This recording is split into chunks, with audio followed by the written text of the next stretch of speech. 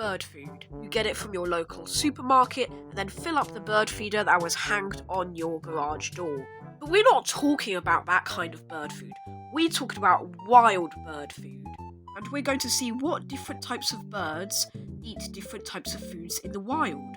And we're going to be ranking them on a tier list. So S tier, amazing food source. A tier, pretty good. B tier, it's okay.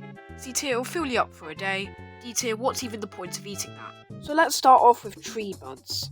Now these are mainly eaten by goldfinches by picking at the seeds. In fact, I had a birch tree outside of my garden with buds on it and they like to peck off the buds. So I'm going to explain it like if you're a bird, as in the viewer. Now you do really have to pull them off, they're quite hard to pull them off, but don't worry, you've got a sharp beak to handle with that. So in that case, they're B tier. B for buds. Then we have berries. Berries are very easy, mainly because you can quite literally just eat them off the vine, and they're very squishy, they squish easily in your hands, and they are really easy to just peel apart and eat. Now I would put this in like S tier, but since it doesn't fill you up that much, I'll put it like, something like A tier. Then we have nuts, and for nuts you need to crack open the hard part in order to get the soft part, and that part actually tastes a little bit like chocolate, mainly for the hazelnuts. And they're also tough to crack open, but luckily you're a bird, you've got a sharp beak to crack it open with your beak. Now it is quite tough to open it up, but then it will fill you up once you get to it. So I think this definitely deserves an A tier. Then we have thistles, and there is actually a bird that eats thistles, and that is the mighty goldfinch. It has this beautiful red face, and they like to eat it. They're often found eating it, and they're often pictured as eating it as well. They're very famous for it. Now it is all prickly and spiky, and it hurts when you bite it, but then you get to get out all the seeds, and the seeds will probably not fill you up. They're still alright, so I'm going to give it a C tier. Then we have worms, and all you need to do is wait for the rain to pour down. Don't worry, rain's very common in the UK. Then the worms will come up out of the ground. Then all you need to do is pull them out and suck them up. Since they're big, and they will definitely fill you up because of how big they are, and they've got no armour, so this is easily S tier. Then we have mollusks, and there are lots of different types of mollusks. So this is going to be a bit difficult, but I'm going to shorten it just to slugs and snails. Now for snails, they've got hard armour to protect themselves, but don't worry, song thrushes have their main prey as snails, and they bash them on rocks to break the shell and eat the actual body. And then for slugs, it may seem easy, but they've actually got sticky slime, which is really hard to get off. So mollusks in general are going to go in A tier.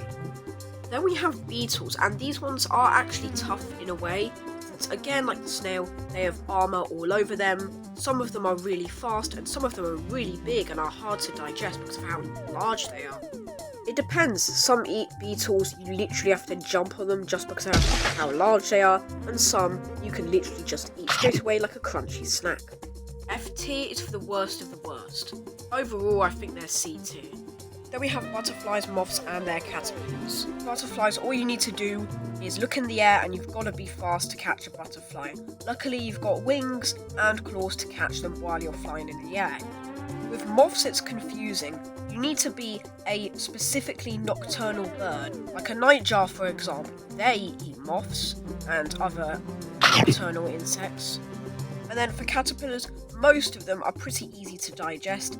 However, there are some caterpillars that do have those sort of spikes, but the cuckoo, which is a bird that kind of looks like a bird of prey, is actually immune to the stinging hairs of the brown tail moth caterpillar, which is the caterpillar shown on screen right now.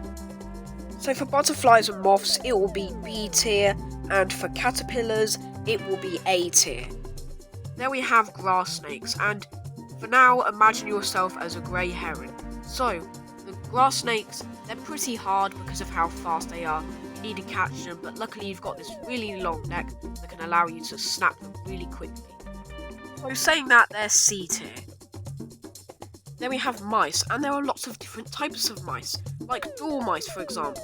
like the hazel dormouse, can climb trees, which would be extremely challenging for a bird since they're used to it running on the ground. But honestly, these things are so cute, I think I'm gonna skip the dormouse altogether, because who would genuinely want to eat this? This is the cutest thing known to man. I'm also gonna skip the harvest mouse because he's also very cute, and also, the way you can tell the difference between these two is that this one has a rat-like tail, this one has a fluffy tail.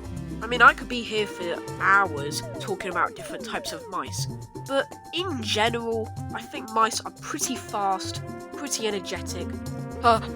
Eat it. Then we have fish, and they're very slippery, they're very wet, and they slap people a lot.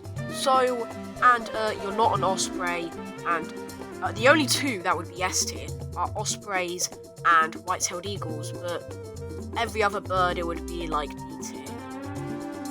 Then we have rabbits, and I don't even need to explain myself when I say this. It's just D tier, okay? In fact, no, F tier. Yeah, that's how bad it is. Anyways, that was my video. Sorry for all of the hustle and bustle, and some editing wasn't finished, and I just kind of gave up on it because I spent the whole day just editing. So yeah, bye.